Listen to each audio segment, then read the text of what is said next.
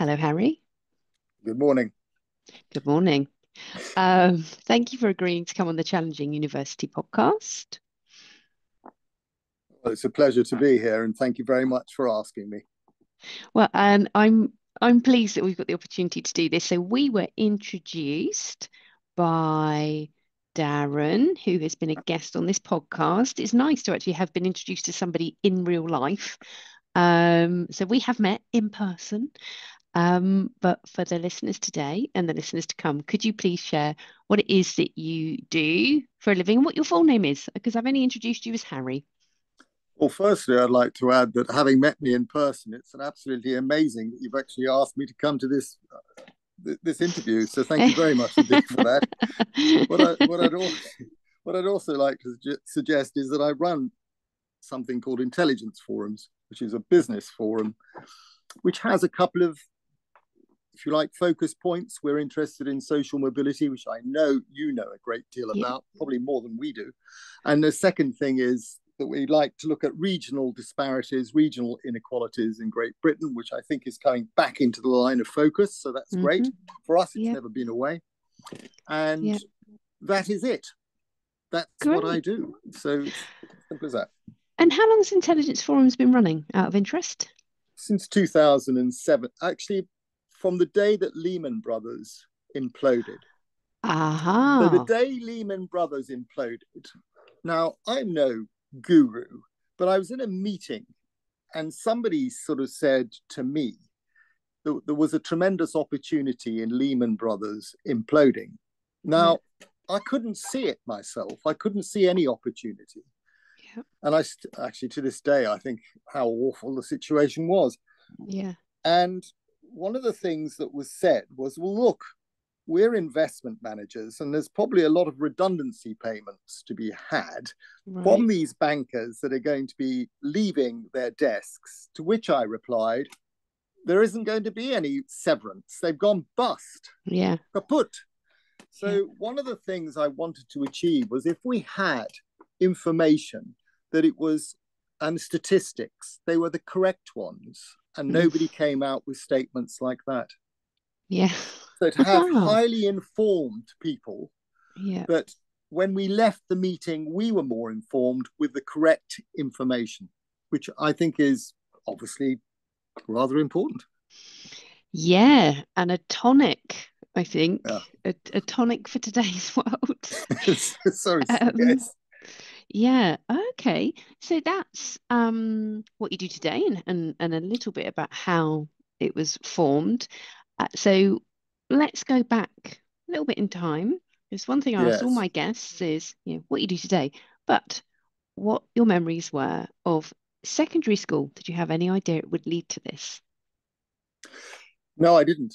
I actually had no idea. I was probably like so many people Mm. that I didn't know what it was that I was equipped to do. And I didn't know what I wanted to do. If Mm. only I'd have known then what I now know. But that's Yeah. been said a million times, hasn't it? Yeah.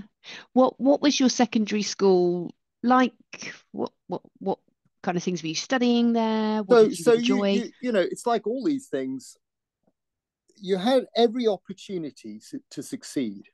Mm. Every opportunity was placed in front of you. If you wanted to take that opportunity, you as the horse were taken to the water to drink, and it Yeah. was up to you whether you chose to drink. And in my case, I got sidetracked before I even got to the trough of water. So that's how it was. But I don't blame anybody bar my one person, and that's me.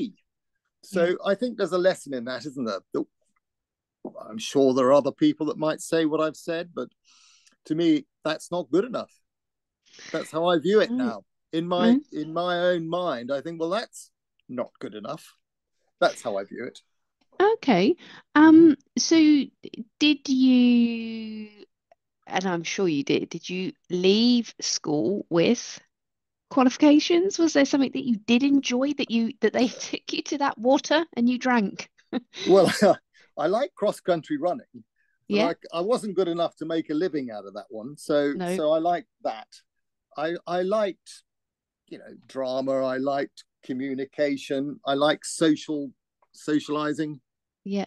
I didn't really realize that actually, because I went to a very sort of traditional place, Mm. it was always the sort of law or the church or, Yeah. professions. But Yeah. nobody sort of said to me, well, actually, you could be a very good sales manager because you Mm. can actually speak to people. Yeah. Those, so, I think perhaps 40, 50 years ago, there was that lacking, perhaps, Yeah. in certain institutions, perhaps. Okay. What did your parents expect you to do, if at all? Well, I think they were. If I said that they were bad parents, that'd be a total lie. They were good parents, but Mm. probably like my father was so much older than me. He was like Right. slightly in another world. So he was Mm. 50 when he had me. Ah, okay. And I think they just rather wanted me to sort of sort myself out. There Mm. was a minimal amount of guidance, but I'm not sure it was perhaps the best. But they were well intended. I mean, I didn't look upon them in a sort of anything but a positive light.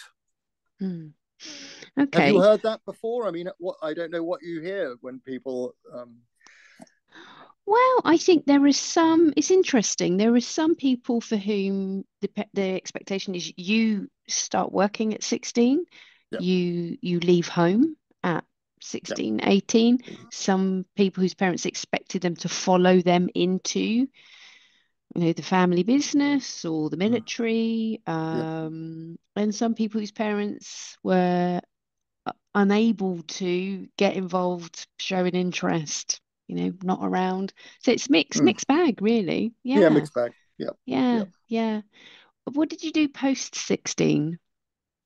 Well, I had a number of failed attempts to do various things, Mm-hmm. and none of which, I hadn't sort of grasped that wonderful thing about a little bit of persistence and perseverance. That Mm, came a bit later, yeah. but I had a number of, I worked on drilling rigs on not in the North Sea, but on the Welsh borders, drilling for Wow. water for a Yeah, while. I worked in a bank for a while. That didn't work out. yeah, They gave me a day off to go and do further education, yeah. which I decided to take my girlfriend to the pictures on that day. So that didn't last very long. That didn't go well. I was actually quite irresponsible. Yeah. But isn't that what some people do when they're that age? I guess they do. Yeah, I mean, you could have learned something at I the could have learned. cinema. That's the bit that I think that absolutely. I mean, that's what I should have been doing, and you're dead right. And I see that with clarity now. Hmm. Yeah, I've just got visions, yeah, of the bank manager saying, "What did you learn?" Well, if you sit right at the back, the usherette yeah. can't spot you. Um, okay, so bits and pieces, different Bits and kinds of pieces. jobs. Yeah, Yeah, and I'd moved to London and really felt that I was now sort of 20 and time was passing. 2 years had evaporated, but yeah, and I realized that nothing had happened. yeah, And of course, now, if I said to you, have an extra 2 years, you'd think, wow, that's amazing. I can do this, this, and this. yeah. I had no sense of that time then. Where did you move from if you moved to So London? I was we were really Birmingham people. So I lived one side of Birmingham and we Yeah, moved to another side of Birmingham. yeah, So we were on the edge of town. We moved to the country, but, again, within the Midlands conurbation, yeah, and moved to London, which was very exciting. yeah, I still get that huge infuse of energy yeah, because you suddenly realize there's so much going on in this great, vibrant city. yeah, yeah, And I suddenly felt, wow, um, here is opportunity. yeah. Initially, I didn't take it, but then I did. And So did you, because to my mind, did you move to London with your family or by no, yourself? no, no, no. I came. Well, I'm sure this story is, well worn, but I got on a train on a Friday night to go and see a friend and never came back because Wow. because I found myself in those days job agency. Is that what they Yeah. were? Hmm. 40 plus years ago, Yeah. and there were loads of opportunities. They may not have been to run Barclays Bank or Yeah. those sort of opportunities, but Yeah. work Yeah. was there. Yeah. So within a week I was working in London, and it was Mm. really not the right work for me. Yeah. It was more clerical, Yeah. but it was work, Yeah. and that's where I started.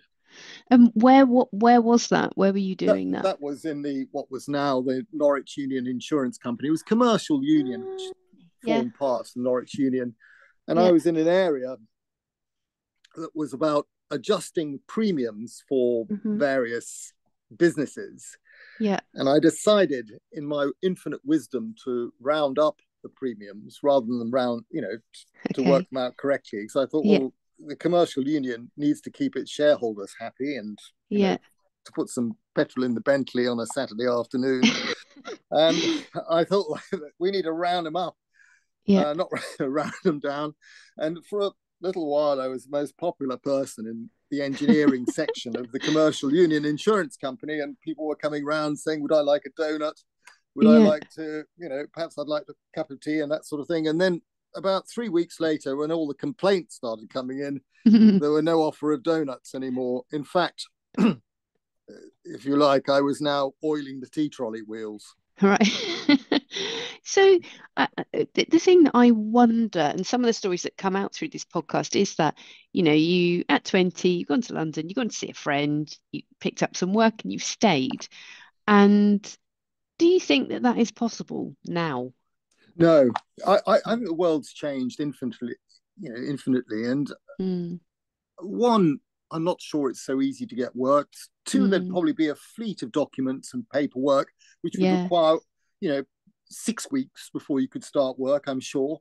yeah, Um, and then, of course, housing. yeah, I had a benevolent friend that put me up for 3 months, yeah, never charged me a penny. yeah. And then I found basic accommodation, which was affordable in the centre of London. Well, Mm, where do you find that now? yeah, So exactly. there's a fleet of obstacles and problems that are put Mm, in front of people in the same position that I was, mm, to make it an untenable situation. yeah. And I think that's what's quite interesting about what you do with intelligence forums in looking at some of these big societal issues, things that it's become harder. Harder. Um, so you oiling the tea Tea trolley trolley wheels, wheels. and really, I think somebody. I was always polite and courteous to humanity around me. Why Mm, wouldn't you be? And somebody on the mm, next desk sort of could see things weren't going to plan, yeah, and they gave me the opportunity to keep my seat at the place. And yeah, but nonetheless, this was a demotion, if you like. yeah. And I realised that I'd really blotted my copybook there. And my Mm, girlfriend at the time asked what I was doing there. She was mm, quite curious, and I mm. explained the tea trolley wheels and the oil can and how important it was to oil all four wheels.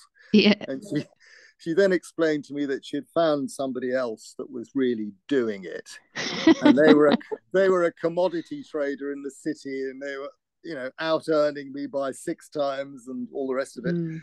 And that was the tonic I needed to go and do something more relevant to my skills, I think. Okay. So That so was the what kick up the backside I needed. yeah, Yeah. and where did you land after that Well, mighty kick? I so I was looking for work, and I hope you don't mind me repeating this story because it is a little bit inappropriate. I'm not suggesting I condone the activities, but nonetheless, if you Yeah. want the truth, I'll tell it. Yeah. So I lived with 9 others in a house in the centre of town.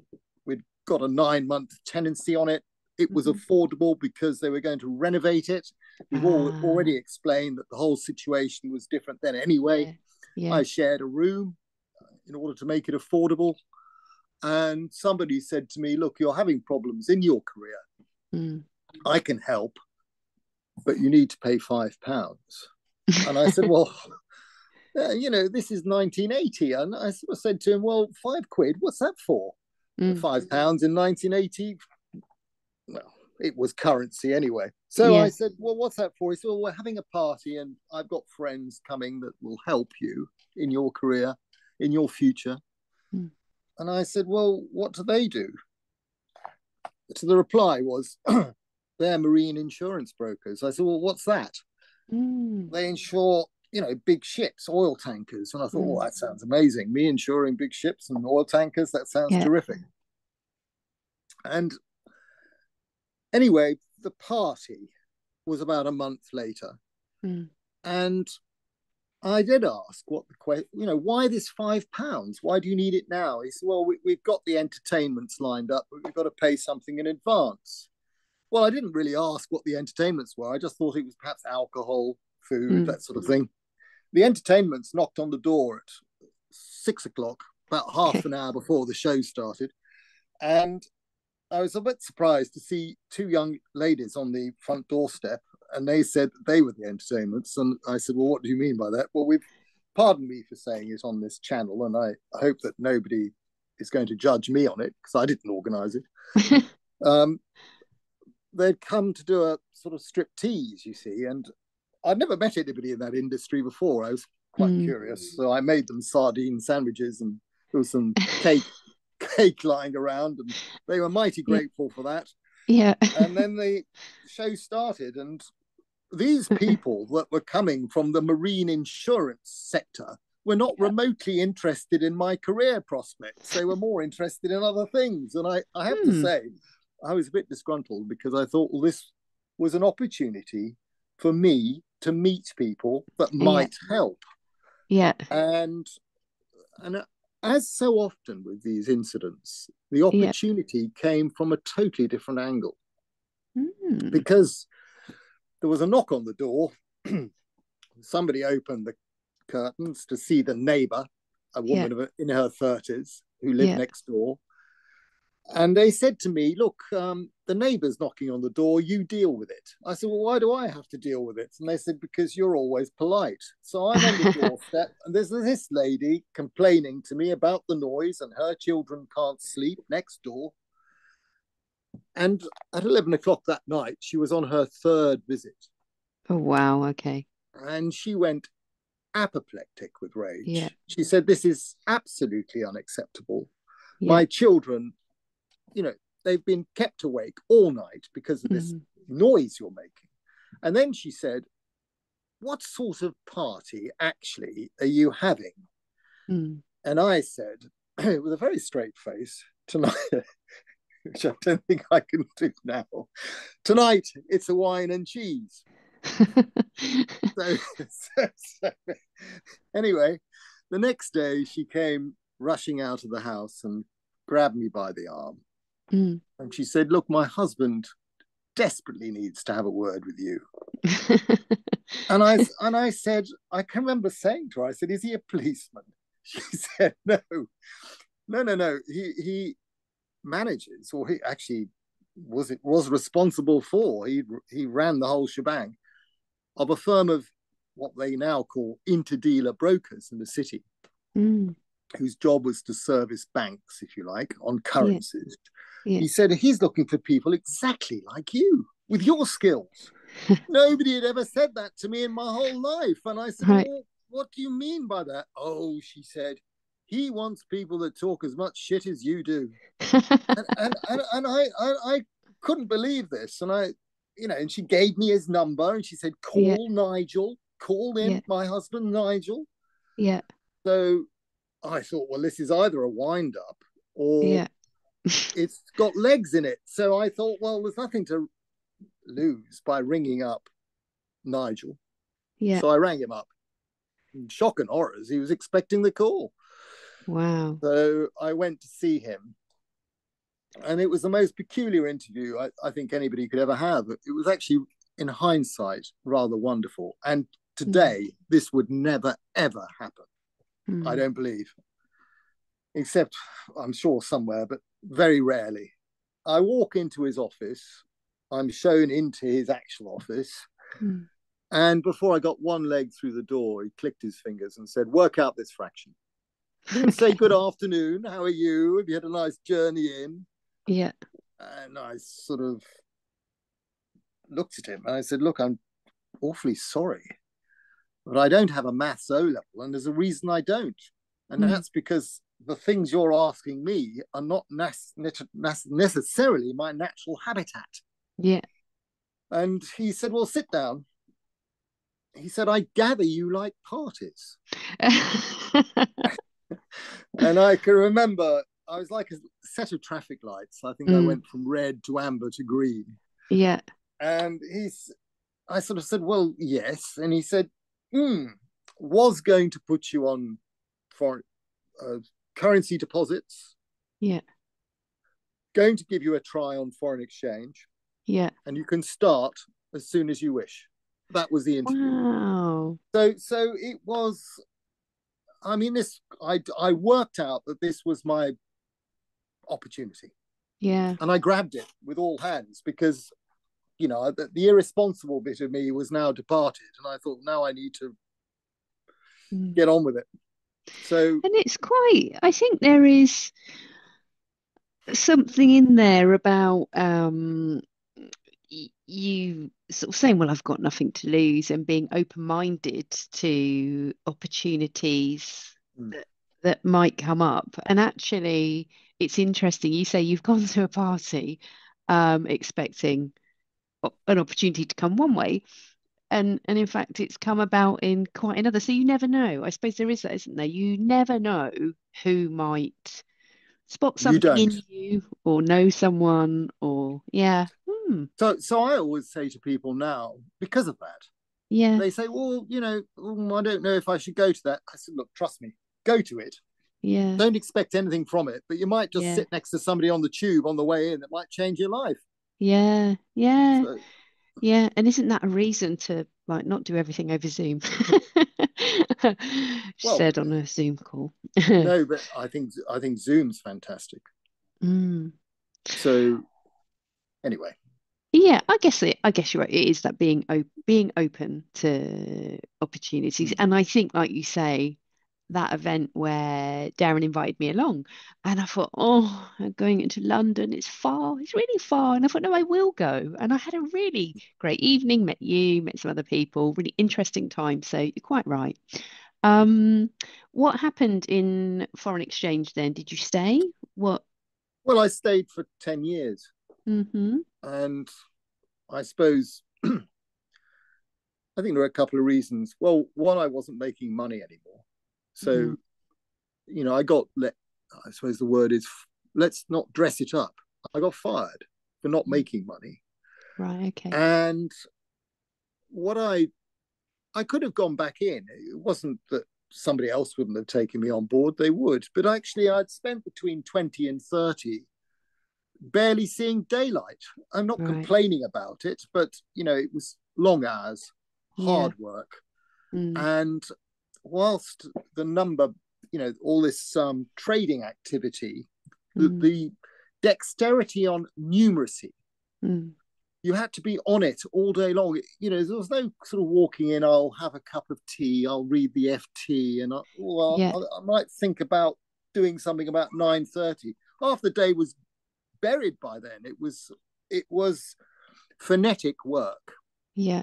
And would you have And been, and you can kind of fill the gaps in my knowledge here. Would you have been like on a trading floor or would you have been yeah, sat at you're on a banks of trading. desk? So you're on a trading floor. It was a bit like I can, a bit like being on a street market, Yeah. buying and Yeah. selling apples.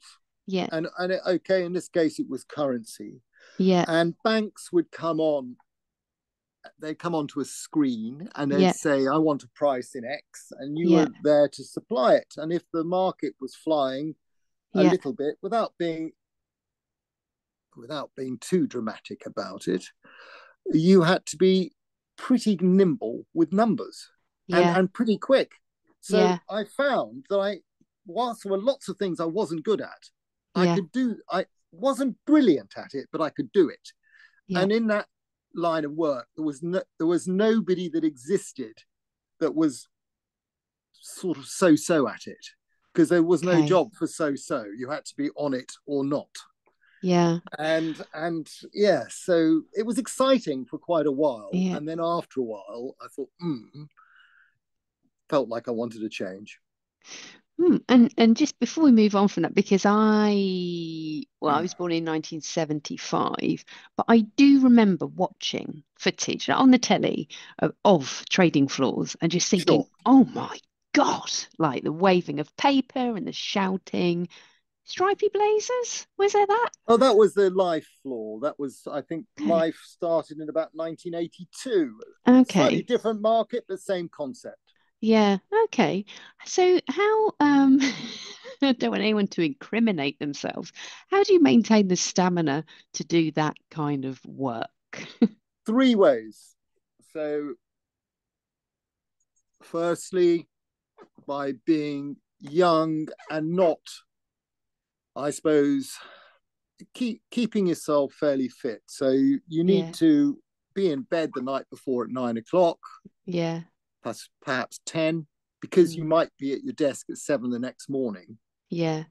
and things would start to fly by half 7, quarter to 8. Wow. So that's one way. And then one or Yeah. two, and then I started to become conscious that in some cases it was alcohol. So Yeah. the alcohol casualty rate was high. Yeah. I would say the casualty rate was 50% in the area I worked in on Wow. alcohol Wow. dependency, and Yeah. then the drugs. Yeah.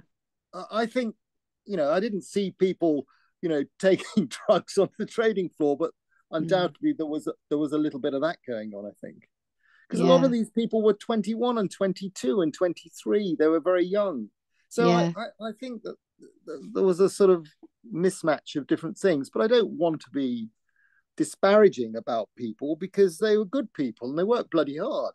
Yeah. Wow. And this was a true meritocracy. Yeah. It didn't matter where you come from. It was what Yeah. you could deliver. There was no, well, I went to Oxford or I went to this. That Yeah. was irrelevant, which was Yeah. why I really liked it.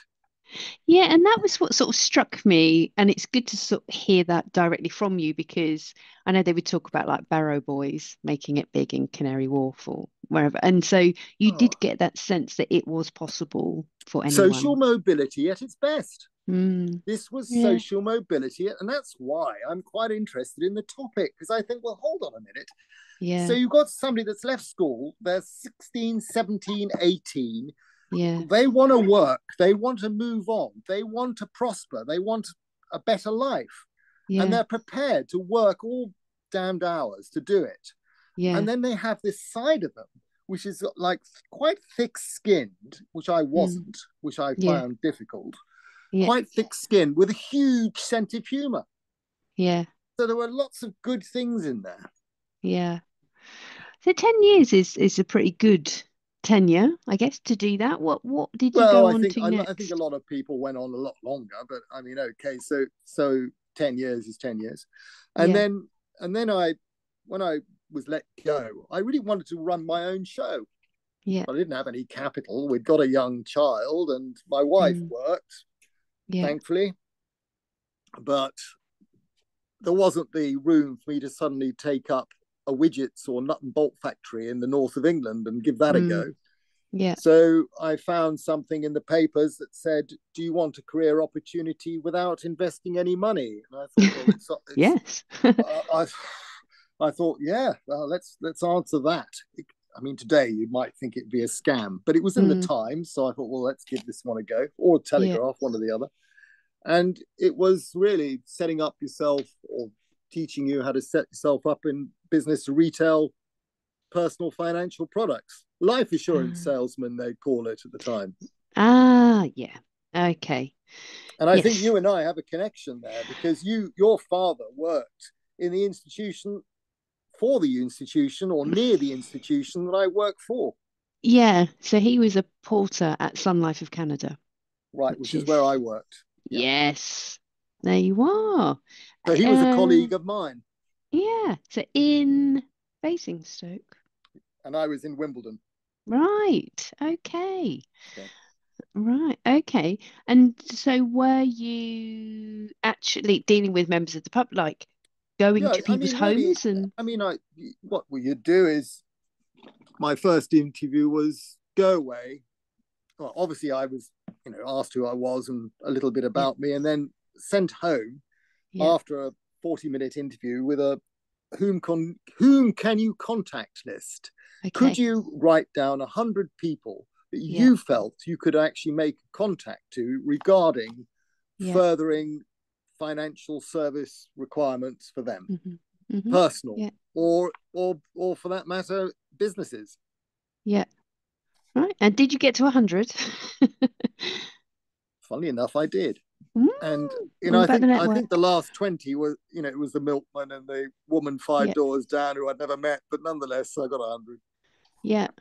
Okay. And was it on that basis that you're then offered? So you are bringing a portfolio of potential clients. Was that? Yeah, obviously, it was on that proviso, and it was also, yes, you had a couple of other interviews, Mm, and it was fairly easy to secure a seat there, which in yeah, retrospect probably wasn't a good thing for the world at large, because mm, 1 in 5 people would perhaps not be up to the mark. yeah. Okay. And what happened in your career there? Does that bring you to the collapse of Lehman Brothers times, or is Well, there? I suppose it does, because what happened was I stayed at Sun Life in Canada for 11 years, Yeah, and then I went to work for an IFA, independent financial yeah, advisor, yeah, where I stayed 14 years. yeah. And towards the end of that, I suppose during that tenure is where we get to the Lehman Brothers bit. Right. And that was the day really when I suddenly thought, gosh, what we really need is we need people that have got the awareness and Mm, actually sensitivity. I felt there was a sensitivity required here, because mm, what Lehman Brothers employees probably didn't need were people like us piling in a day after they'd lost their job with no sensitivity whatsoever to the yeah. fact that 1 minute they had an opportunity, and the next minute it all collapsed. So there were a number of emotions going through me. Plus, Mm, I was at that time of life when you do mm, tend to reassess things as you bat down your 40s, towards 50, and you yeah. know how that works. Well, I don't think you do because you're not there, but But imagine how nearly that works. next year. But there is, I think you're absolutely right. I guess it depends on when you have your kids, but for me, it is Yep, the children are getting late teens. yep. So we think, well, what's next? It What's is, next? Yeah, yeah, yeah, yeah. yeah. So, Mm. so there was all that going on, the world. I think the other thing that started to strike me, I was quite a pompous person, I think, in many respects when I was in my youth. And Okay. I look back and I think, gosh, what was wrong with you? Because there was something that I became aware of, and that was how much I did not know Mm, as I was hitting 50 and beyond. mm, I thought it's staggering the amount I'm not aware of and I don't know. So, mm, so which is again why I was very curious to, I suppose, try and surround myself with highly informed, educated individuals if I could, but by mm. running this forum. Because I thought, well, the worst that's going to happen is I might learn something. Yeah, yeah. You're still making up for taking your girlfriend to the pictures that time. Um, so how did your experience of kind of education and the world of work and that, how did that influence the advice that you gave to your children, whether they chose to listen or not? Follow your heart. Mm, If there's something that you're passionate about, and I truly hope there would be, mm, um, follow your heart. mm, So the advice I would have given me, had I been my parent, would have mm. been the one thing that's consistent in your life is you like railways. Go and work on the damn things. Ah, right. So Okay. so so um, I think follow your heart, Yeah. apply yourself, be Mm, sensitive to the fact that there actually isn't endless hours of time. Do have fun, but yeah. fun isn't everything. Yeah. Okay. Wow. Just making notes. And what do you think, actually, just because you mentioned the railways, have you got a chance to scratch that itch now? Because I can see the trains, but model trains are behind you on the shelves. Uh, yeah. Are you? Yes, yeah. So through the infusion of encouragement from Mm, one or two other people, they suggested that because I liked railways, that mm, Intelligence Forum should have a focus group on the mm, railway industry. mm, And so we have a small initiative called mm. Shaping Our Railways Past, Present, and Future, which is about the heritage sector, Yeah. the mainline railway we enjoy, and what is the future of this, uh, tied in with climatic challenges Mm. and how the railways are going to play a major role in that Wow. transportation of people up and down and goods. Yeah. So yes, I can now engage with it, Yeah. as Right. my wife says, and mighty boring I've become.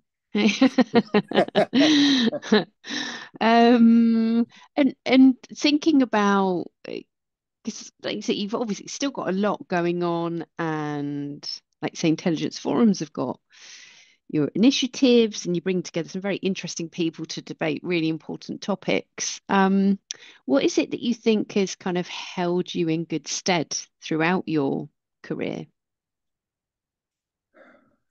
I think it's my wife. I think Oh, she's kept me on the straight and narrow, and I think one of the things is that she works so hard. I mean, yeah. she's an American from a large Italian family, one of 10 children, Wow. that had similarities to you growing up. There Mm, was no financial security, mm, and she's really made the best opportunity at every angle. And I think that mm, role model has actually worn off on me. And one of the reasons I will not slow down at the moment is mm, because I see her working and flying here and flying there at her work. And I'm yeah. thinking, well, hold on a minute. She doesn't need me lolling around on a deck chair at the back if she's going to be working hours and hours. So I do too. Mm, So I think it's insensitivity to that. Apart from, mm. I don't think retirement is the panacea people make it out to be. No, no, I can't. No, interesting. That not something that I fancy. Is it? I'm intrigued actually to just get your thoughts on that. As I've had a couple of guests that have finished their corporate careers, officially are retired, but are definitely not lolling about on a deck chair. No, I mean, of course, I'm coming up with sweeping generalizations, probably being very offensive to lots of people that choose to get in a deck chair, and that's not my intention. So I really subscribe to it's what one wants to do, what Mm, people would like to do with their time. yeah, I think that if you're asking for me, I wasted some years lolling mm, around, and I now want to put those years back to work. So mm, as long as the good Lord gives me some time to do it, I will yeah, carry on. And then, the other thing is there's a lot of hours in the week, yeah, and going to have a nice time and all the rest of it's lovely, but I'm not sure I could fill the whole week with it. So I kind of, and I think actually the country, yeah. I don't want to go on and on with all this. You'll probably find that I've had enough of listening to me, I'm sure. But I rather subscribe to that lovely line that Kennedy came out with in Berlin in, I think was it 1963? I can't remember, and I'm probably going to misquote it, but along the Right. lines of, "Ask not what you Oh, can," yeah. In that's other not words, what your I think country will do for you. Ask what you can do for yeah, your ask what country. you can Yeah, do for it. So yeah, I think yeah. my view is that it's all hands on deck because things are not Yeah. really as straight. Obviously, there are great challenges in this marvelous country we live in, Yeah. and if I can, in a very small way, I admit, some will say I'm no help at all, and I'll accept that. But if there's any way I can help, I will. So if it is actually talking about social mobility, and again, some people will say, well, a debating society isn't required, but we need to actually think of ideas, and who knows, maybe that one or two of those ideas can be mobilized. And then if we talk about regional inequalities, well, I think clearly something needs to be done about that. So all these things. And then I think people need to be encouraged.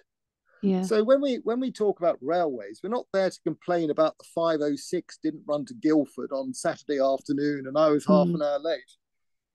It's really to actually applaud all those people that work in that industry. Because if you stand on Clapham Junction on any given day, I always think, my God, who works out the timetables on this? Because it's amazing. There's trains coming here, there, and everywhere every minute. So there's lots of great stuff out there. So yes, I've had my porridge this morning. And actually, you've just made me think. So an organisation I'm just starting to work with called the Talent Foundry are doing some work with, I think, Network Rail to encourage young people to explore careers in the railway industry. Great. So yeah, I must send you some information on them. But if people want information about intelligence forums, I'll put a link in the show notes. But what do you think? Are there any people or that you would like to bring in, people with specific skill sets or within particular industries? Yeah. So we love speakers from academia related to business or the economy, politicians, whenever possible. We're waiting for the election on that one, rather. So I'm keeping my powder dry at the moment on that. And then the business people of all sorts. That's if you run a one-man band or you run something considerably larger, all angles of business. We love economists and the charitable sector. Lovely stuff. Okay. So those areas. And the ethos of what we do is no matter what you've achieved, no matter what you haven't achieved, everybody sits around a virtual table or an in-person table in a boardroom, and everybody is treated, as you would hope, with equal respect. Fantastic. Well, it's been a real pleasure. I hope I haven't cured your sleeping problems and all the anybody that happens to listen to this. I'm sure if they have problems sleeping, this will resolve it. Well, listening to me droning on. I think I've made some notes. If I'm taking some things away from this, I think it is that being open to opportunities and actually, as you say, treating everyone with respect, whether they're oiling the wheels of the tea trolley or giving you your first job on a trading floor, or the neighbour who is complaining about the noise. I just really enjoyed that. Thank you so much, Harry. It's a great pleasure. And actually, lastly, thank you so much for having me, and thank you for being so tolerant. Thank you. Oh, my pleasure. Okay.